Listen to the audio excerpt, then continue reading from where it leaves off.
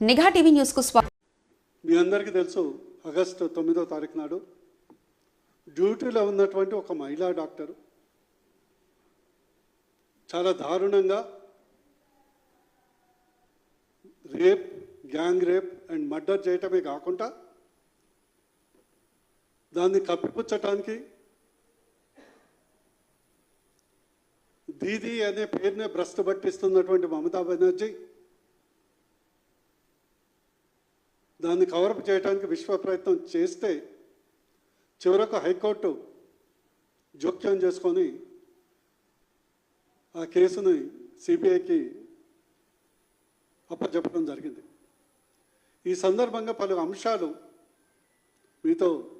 మీ ద్వారా ప్రజలకు తెలియజేస్తున్నాం. అతి ముఖ్యంగా బీజేపీ తరఫున, బీజేపీ తెలంగాణ తరఫున డాక్టర్ సెల్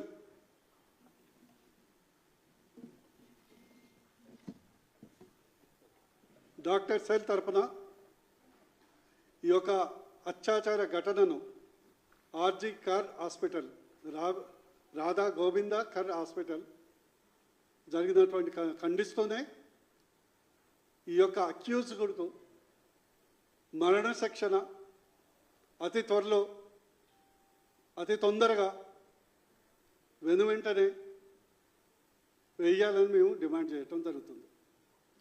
మీ అందరికీ తెలుసు, ఆగస్టు 9 రాత్రి డ్యూటీలో, ఎమర్జెన్సీ డ్యూటీలో ఉన్నటువంటి డాక్టర్ మీదే అత్యాచారం జరిగితే దాన్ని ఇమీడియట్గా కప్పుపుచ్చటానికి వాళ్ళ తల్లిదండ్రులకు మీ కూతురు ఆత్మహత్య చేసుకుందని మెసేజ్ పంపడం జరిగింది. అది నెంబర్ 1 క్రైమ్. అంటే రాష్ట్ర ప్రభుత్వం దీన్ని కప్పిపుచ్చటానికి చేసే ప్రయత్నం. నెంబర్ 2,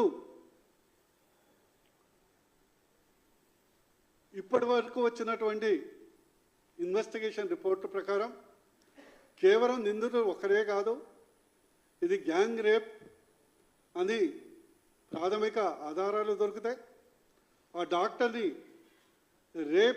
గ్యాంగ్ రేప్, గొంతు నిలిమి చిత్రహింస చేసి చంపారని ప్రాథమిక రిపోర్ట్ ఇస్తే కేవలం ఒక వ్యక్తే దీనికి కారణమని దాన్ని మభ్యపెట్టే ప్రయత్నం మమతా బెనర్జీ చేయడం జరిగింది. అదే యావత్ దేశం ఈ సంఘటన పట్ల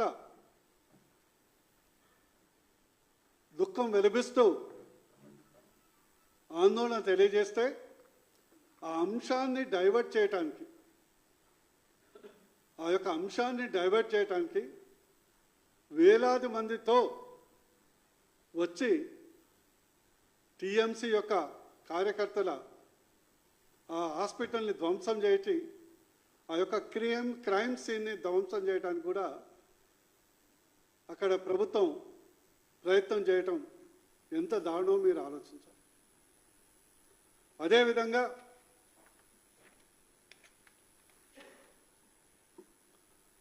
అక్కడ ఉన్నటువంటి సీసీ కెమెరాలు, మొదట దానికి సంబంధించిన సీసీ కెమెరాలు ఫుటేజ్ను సిబిఐ చేతికి మారముందుకే 7 రోజుల గ్యాప్ ఇచ్చి సీసీ కెమెరాలు పనిచేయట్లేమని అక్కడ ఉన్నటువంటి ఫుటేజ్ మొత్తం ధ్వంసం చేయటం జరిగింది. అది రాష్ట్ర ప్రభుత్వ యొక్క అధికారులు, పోలీసు ఇందులో భాగస్వాములై ఈ యొక్క ఇన్వెస్టిగేషన్ నీరుగార్చే ప్రయత్నం చేస్తున్నాం. అదేవిధంగా ఈరోజు వెస్ట్ బెంగాల్కు పెద్ద డిఫరెంట్ లేదు. వెస్ట్ బెంగాల్ మన దేశంలో ఉంది, బెంగాల్ మన నుంచి విడిపోయింది. ఈరోజు మొత్తం ప్రపంచంలో ఐసిస్ అంటే ఇస్లామిక్ ఉగ్ర సంస్థ యొక్క అరాచకాలు బంద్ అయితే కేవలం వెస్ట్ బెంగాల్లో దీదీ ఆధ్వర్యంలో ఒక దమనకాండ నడుస్తుంది. ఎలక్షన్ ముందర కూడా, తర్వాత కూడా మీరు చూశారు, ఒక విలేజ్లో మొత్తం మా ఓటు టీఎంసీకి వేయలేదనే కారణంతో టీఎంసీ నాయకులు షరబుద్దీన ఏం పేరు ఉండే నాయకులు ఆ యొక్క మహిళల్ని అత్యాచారమే చేయడమే కాకుండా బంగ్లాదేశ్కు పారిపోయినటువంటి ఘటన మనం చూసాం. ఈరోజు మొట్టమొదటిసారిగా యావత్ భారతదేశంలో ఉన్నటువంటి డాక్టర్స్ అందరూ ఐఎంఏ ప్రభుత్వ ప్రైవేట్ అని లేకుండా, జూనియర్స్ సీనియర్స్ అనే లేకుండా ఈ యొక్క డాక్టర్లు, హాస్పిటల్స్, మహిళా డాక్టర్ల మీద జరుగుతున్నటువంటి దాడుల్ని నిరసిస్తూ మొత్తము భారతదేశంలో ఉన్నటువంటి డాక్టర్స్ మొత్తము ఈరోజు స్ట్రైక్ చేయటమే కాకుండా ఎమర్జెన్సీ తప్పితే మిగతా వాటినన్నింటినీ బైకాట్ చేయటం జరిగింది. మొత్తం కార్పొరేట్ హాస్పిటల్ నుంచి రూరల్ హాస్పిటల్ వరకు మొత్తం మెడికల్ స్టూడెంట్ నుంచి సీనియర్ డాక్టర్లు అందరూ కూడా బాధతో ఈ యొక్క నిరసన కార్యక్రమంలో పాల్గొంటున్నారు. ఈరోజు బీజేపీ తరఫున కూడా సాయంత్రం క్యాండిల్ ర్యాలీలో బీజేపీ పార్టీ మరియు బీజేపీ డాక్టర్స్ కూడా పాల్గొనబోతుంది. ఈ సందర్భంగా మీకు విజ్ఞప్తి చేస్తున్నారు, ఈరోజు జరిగినటువంటి ఆర్జికర్ హాస్పిటల్ జరిగింది కేవలం టిప్ ఆఫ్ ద ఐస్బర్గ్, చిన్న సంఘటన మాత్రం. అలాంటి సంఘటన చాలా చాలా కేవలం రాజకీయాల కొరకు అన్నీ విస్మరిస్తున్న, భారతదేశ భద్రతను విస్మరిస్తున్నటువంటి వెస్ట్ బెంగాల్ ప్రభుత్వం టీఎంసీ మమతా బెనర్జీ గారి యొక్క చర్యల వల్ల ఈరోజు యావత్ దేశానికి ముప్పు వాటిల్లుతుంది. మీరు గుర్తుందో లేదో, ఈస్ట్ ఇండియా కంపెనీ కూడా బెంగాల్ నుంచే మొదలైంది. ఈస్ట్ ఇండియా కంపెనీ కూడా బెంగాల్లో మొదలు స్థావరం ఏర్పాటు చేసుకొని మొత్తం భారతదేశాన్ని కైవసం చేసుకుంది. ఈరోజు భారత వ్యతిరేక శక్తులన్నీ, ఉగ్రవాద సంస్థలన్నీ దీదీ యొక్క ఛాయలో, దీదీ కొంగులో, ఆమె నీడలో భద్రత పొందుతూ యావత్ భారతదేశాన్ని అస్థిరపరిచే ప్రయత్నం చేస్తున్నారు. దీన్ని మేము తీవ్రంగా ఖండిస్తున్నాం. అదేవిధంగా భారత ప్రభుత్వాన్ని కూడా మీరు కేవలం వారి మీద చర్య తీసుకుంటే ఈ సోకాల్డ్ ఇండియా అలయన్స్ గగ్గోలు పెడుతుందని కాకుండా ప్రజెంట్ అండ్ ఫ్యూచర్ ఇండియా కొరకు చట్టపరమైనటువంటి చర్యలు తీసుకోవాలని మేము తెలంగాణ బీజేపీ తరఫున కేంద్ర ప్రభుత్వాన్ని విజ్ఞప్తి చేస్తున్నాం. అదేవిధంగా ఈరోజు డాక్టర్ల మీద, హాస్పిటల్ మీద లేదా ఎమర్జెన్సీలో దాడులు చేయడం ఒక ఫ్యాషన్ అయిపోయింది. రాజకీయ నాయకులు, చోటమోట నాయకులందరికైతే హీరోయిజం అయిపోయింది. మా ఓల్డ్ సిటీ నాయకులకైతే, ఎంఎంఎం నాయకులకు ఇది ఒక పెద్ద ఫ్యాషన్ అయిపోయింది. ఇక్కడ ఉన్నటువంటి ప్రభుత్వాలు ఈ యొక్క ఓటు బ్యాంక్ రాజకీయాల వల్లనే ఇట్లయితుంది. మేము కేంద్ర ప్రభుత్వాన్ని విజ్ఞప్తి చేస్తున్నాం, డాక్టర్ల భద్రత కొరకు ఎమర్జెన్సీలో మహిళా డాక్టర్లు ఉంటారు కాబట్టి ఒక ప్రత్యేక చట్టాన్ని తీసుకురావాలని మేము విజ్ఞప్తి చేస్తున్నాం. R&R చట్టంలో ఎవరైతే హాస్పిటల్ మీద దాడి చేయటం, హాస్పిటల్ ఆస్తి నష్టం చేస్తే రికవరీ కొరకు R&R చట్టాన్ని కూడా ఉపయోగించాలని మేము డిమాండ్ చేస్తున్నాం. అదేవిధంగా దేశంలో ఉన్నటువంటి అన్ని మేజర్ గవర్నమెంట్ హాస్పిటల్లో ఒక పోలీస్ స్టేషన్ ఏర్పాటు చేసే విధంగా కేంద్ర ప్రభుత్వం ఒక సమగ్ర చట్టాన్ని తీసుకొచ్చి డాక్టర్లకు, ప్రాణాలు రక్షించే డాక్టర్లకు భద్రత కల్పించాలని విజ్ఞప్తి చేస్తున్నాం. అదేవిధంగా ఈరోజు హాస్పిటల్స్లో చాలామంది పేషెంట్స్, ప్రజలు కూడా గుర్తించాలి, మనిషి చచ్చిపోయేది హాస్పిటల్లో చచ్చిపోతారు. ఏదో గుళ్ళలో పోయి చచ్చిపోరు. ఏమైనా రోగం వస్తేనే హాస్పిటల్కి వస్తారు. రోగం తీవ్రంగా అయినా సీరియస్ ఉన్నా హాస్పిటల్నే చచ్చిపోతారు. ఎవరు పోయి గుళ్ళ పోయి చచ్చిపోరు. చనిపోయినంత మాత్రాన అదే డాక్టర్ నిర్లక్ష్యమనో లేదా హాస్పిటల్ నిర్లక్ష్యమనో దాడి చేయటం సబబు కాదు. దీనివల్ల పేషెంట్సే నష్టపోతారు. ముఖ్యంగా పేద మధ్యతరగతి ప్రజలకు చాలా ఈరోజు వైద్యం అనేది చాలా ఖరీదైపోయింది. వైద్యం అనేది ఖరీదైపోయింది. ఈరోజు మన తెలంగాణలో చూద్దాం, పేరుకు ఆరోగ్యశ్రీ ఉంది, కానీ 10% జబ్బులు కూడా దాంట్లో కవర్ కావట్లేదు. ఆయుష్మాన్ భారత్ 10 లక్షల వరకు 5 లక్షల వరకు కేంద్ర ప్రభుత్వం ఉచితంగా ఆరోగ్య సేవలు అందిస్తే కేవలం రాజకీయ కారణాల వల్ల దాన్ని అమలు చేయకుండా పేద మధ్యతరగతి రోగులకు అన్యాయం చేస్తుంది. అదేవిధంగా ప్రతి చిన్న అంశాన్ని గగ్గోలు పెట్టే అపోజిషన్ అలయన్స్, ఇండి అలయన్స్ ఏదైతే ఉందో ఈరోజు గాంధీ 3 కోతుల్లాగా చెవులు, నోరు, కళ్ళు మూసుకొని ఉన్నాయి. కేవలం అది ఒక ప్రతిపక్ష రాష్ట్రం మమత పాలిస్తున్నటువంటి టీఎంసీ రాష్ట్రంలో జరిగింది కాబట్టి ఎవరు సపోర్ట్ చేయట్లేదు. నోరుకు ప్లాస్టర్లు వేసుకున్నారు, చెవులు మూసుకున్నారు, కళ్ళకు నల్లగుడ్డలు పెట్టుకున్నారు. మేము డిమాండ్ చేస్తున్నాం, రాహుల్ గాంధీ డిమాండ్ చేస్తున్నాం, యూపీలో సంఘటన జరిగితే బీజేపీ ఎమ్మెల్యే అని చూడకుండా యావజ్జీవ కారాశిక్ష ఈరోజు అనుభవిస్తున్నారు. కానీ అదే వెస్ట్ బెంగాల్లో ఒక రాజకీయ ఊచకోత జరుగుతుంటే కేవలం రాజకీయ లబ్ధి కొరకు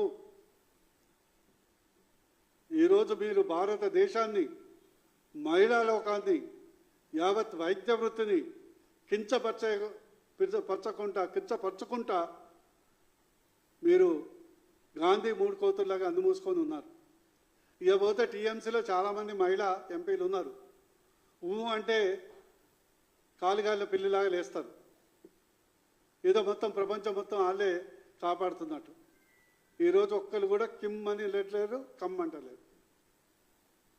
what happen to your voice? What happen to your ex? What happen to your Facebook? అందుకొరకు ముగించే ముందు మేము డిమాండ్ చేస్తున్నాం, ఆ యొక్క దోషుల్ని వెంటనే కఠినంగా శిక్షించాలి, మరణ శిక్షణ వేయాలి, ప్రత్యేక చట్టం చేయాలి. వ్యక్తిగతంగా నేను డిమాండ్ చేస్తున్నాను, దేశ భద్రత కొరకు వెస్ట్ బెంగాల్లో జరుగుతున్నటువంటి అరాచక పాలన, ఐసిస్ పాలన కట్టడి చేయడానికి కేంద్ర ప్రభుత్వం తగు చర్యలు తీసుకోవాలని మేము డిమాండ్ చేస్తున్నాం. Thank you.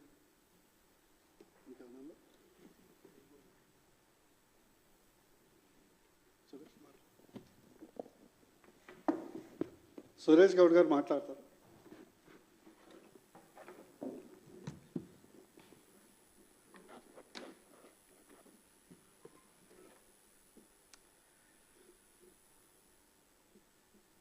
నా పేరు doctor Suresh Goud, BJP doctor cell convener.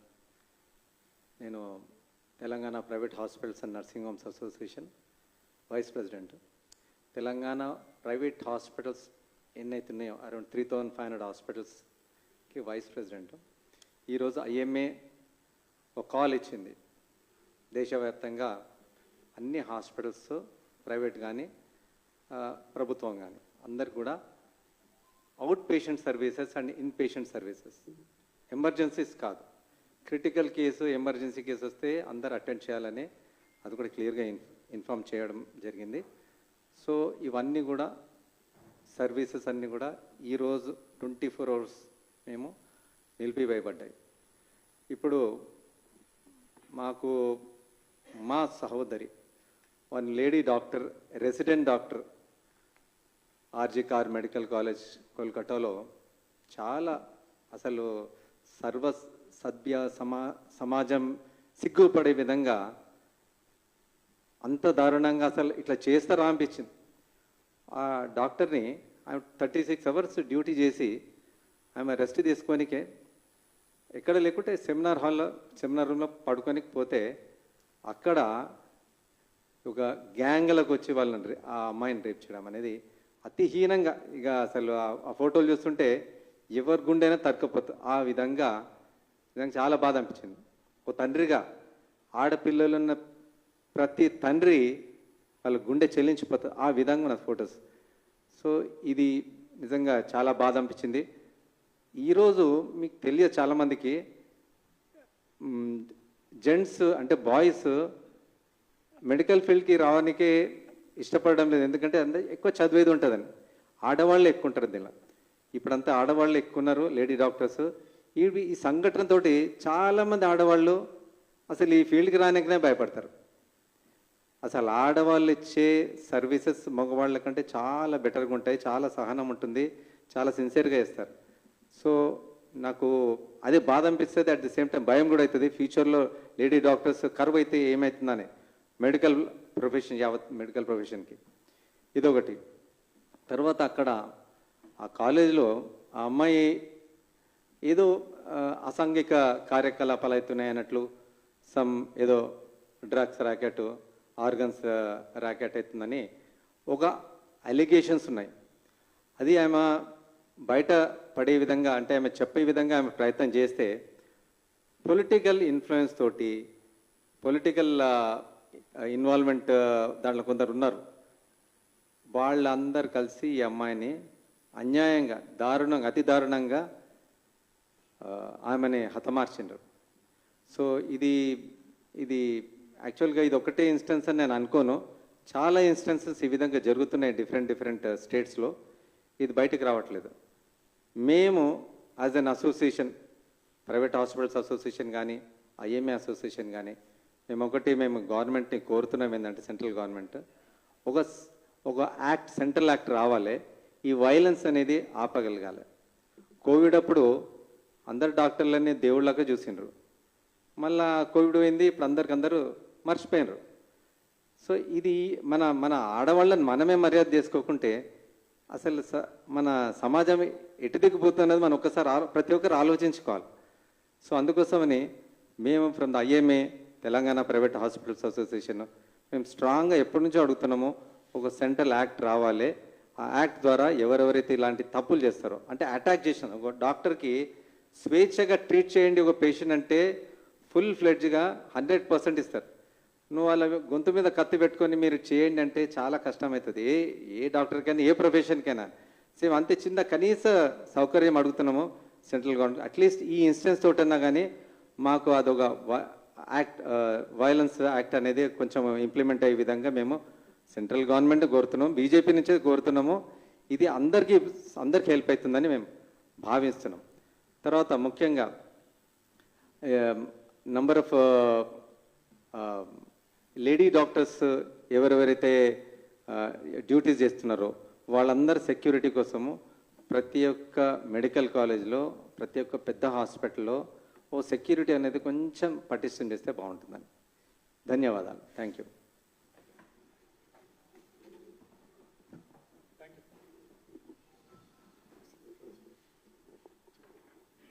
ఈ ప్రెస్ కాన్ఫరెన్స్ ఇంతటితో ముగిసింది. Thank you. ధన్యవాదాలండి.